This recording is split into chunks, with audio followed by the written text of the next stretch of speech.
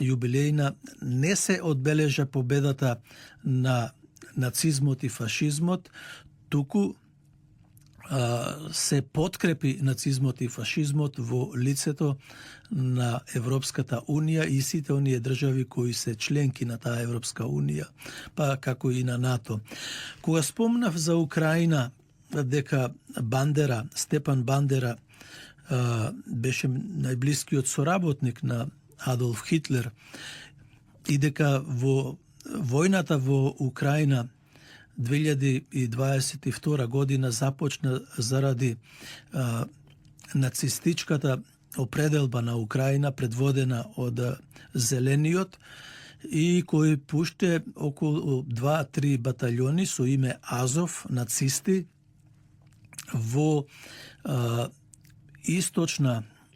источниот дел на Украина, каде што живеат 15 до 20 милиони етнички руси. Таму се масакрираа русите од 2014 година па до 22 година, додека започна и војната, за која што често пати сум зборувал јас дека Владимир Владимирович Путин ги опоменуваше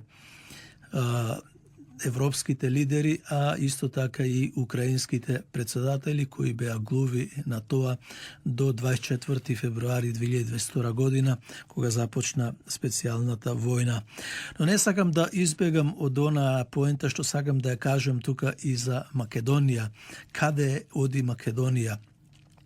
Го спомнав Степан Бандера во еден од нацистите кој е насекаде во градовите во Украина. Во Македонија исто така имаме нацизам и фашизам. Во селото Симница во Гостиварско има споменици на Джемо Хаса или Джемо Хасани, балистот, и Мефаил Шеху. На овие споменици никој не им оддава внимание, ниту дури на едно видео се гледа на нашиот новинар Саша Узунов, кој 2018 година бевме заедно во Република Македонија, успеа да дојде на еден состанок на Зоран Заев и да му го постави прашањето зошто не се тргнат фашистичките, нацистичките споменици во Македонија, зошто тие се негуваат и сега во ова време. Зоран Заев му одговоре дека за тоа појма нема, дека не знаел дека има такви споменици. Но новинарот Саша Узунов му кажа дека споменикот е во Симница, а другиот е во Кичово некаде и дека ги има многу такви низ Западна Македонија. И сега кога ова го поврзиме, каде беше Македонија 1944-45 година? Беше на страната Македонија на антифашистичката војна. И преку таа антифашистичка војна ние добивме едно парче слободно. Тоа е Република Македонија, која беше дел од Федерацијата на Југославија. Меѓутоа, во таа антифашистичка војна македонците од егејскиот дел на Македонија војуваат цели 9 години. Од 40 година до 49 година. Знаете и знаеме каква катастрофа доживеа и каков геноцид доживеа македонците од егејска Македонија, особено кога беа нападнати со напалм бомби од британските авиони и од американските авиони, за кои и ден денес ништо не се зборува. Тоа беа тие напалм бомби, предводници на атомските бомби, кои ги согорија живи македонците на Вичо планината, на Грамос и по полињата каде што бегаја за Албанија и за Југославија. Затоа никој ништо не зборува, меѓутоа ни око не им трепнува и на сегашните власти. Ниту председателката оддаде почит за победата над фашизмот, ниту пак премиерот. Тие како мачиња, како послушници на Европската Унија, се извинувам, како послушници на Европската Унија, на нацистичка Европска Унија. Сега можеме слободно да зборуваме од 9. мај дека Европската Унија е нацистичка држава, нацистичка, фашистичка држава која не сакаат да има слободен свет. Мора да бидат останатите држави под контрола на Германија, Британија, Франција и секако на Америка. Меѓутоа гледаме дека во последните години, година-две, насекаде во државите победуваат оние анти-Европска Унија движења, а пак во Македонија нема никакво движење, ниту пак има некаква идеологија во последните 30 години или 32-3 години. Само се менуваат властите, проблемите остануваат, се кради Македонија на големо. Бранителите од 2001 година изумреа, некои се ментално болни, некои умираат гладни, немаат што да јадат, заборавени од државата. И оние од 27 април 2017 година и тие скапуваат по македонските зандани. Од друга страна пак ни солат памет некои, веќе го спомнам и Страшо Ангеловски, за кој имав големо почит, не сакале бранителите да излезат како терористи. И што им фали, што му фали на Али Ахмети терорист, што му фали на Бејта терорист, што му фали на Дехари.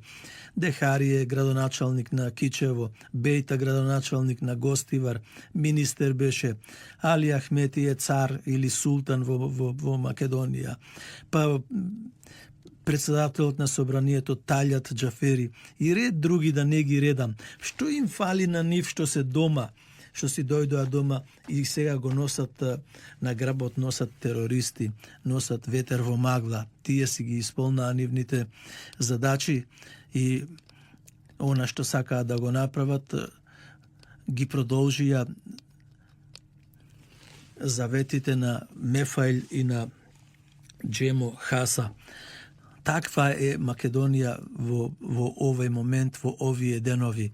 Македонија нема храброст да се спротистави на нацизмот во Македонија, ниту пак има храброст да отиде каде што треба да се одбележи смртта, да ми се поклонат на оние милиони луѓе, меѓу кои и 27.000 македонци, што знаеме ги дадоа животите во Втората светска војна. Меѓутоа, за тоа сега се нема слух и ако кажеме нешто ние јавно, нас не прават предавници, не прават платеници и не знам што, ни се закануваат со убиства, со тепачки, со едно, со друго. Имаме поминато се и се уште врвиме. Сепак ќе го заокружам ова мое видување за 80 годишнината од победата над фашизмот, над Хитлер и Мусолини и империализмот на Јапонија. Ќе ја испуштев и Јапонија. Тие трите држави го направија касапана светот во 4-5 години. Милиони луѓе, војници загинаа, невини луѓе, па се фрле атомската бомба, ако се сеќавате, во Хирошима и во Нагасаки. Уво не ги боли американците од тоа. Па се изгореа цели градови, села, се убиваат деца, жени, невини старци, се изора нивјето, се поништија домашните животни, се поништија. Сето тоа беше еден голем хаос и од тој голем хаос, од она загуба со 27.000 македонци, а не знам колку ги предводеше Илија Димовски Гоче и другите во Егејска Македонија, колку загинаа и колку пак загинаа во Пиринска Македонија, предводени од Парапунов и од Иван Козарев. а во Македонија, знаете, предводени од Кузман Јофисифовски Питу, а потоа 43 година се приклучи Јан Методија Андонов Ченто. На Македонија, спрема моето мислење, почитувани слушатели, местото му е кај антифашистите. Не